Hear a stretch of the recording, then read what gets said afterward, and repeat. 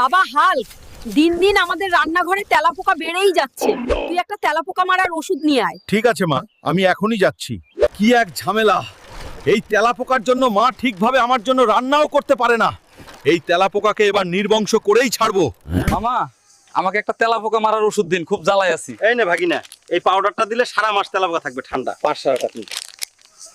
না মামা, এই পাউডার দিয়ে আর কাজ হবে না। তেলাপোকা আবার পরে চলে আসবে। মনে হয় আমাকেই জঙ্গল থেকে কাউকে ধরে আনতে হবে।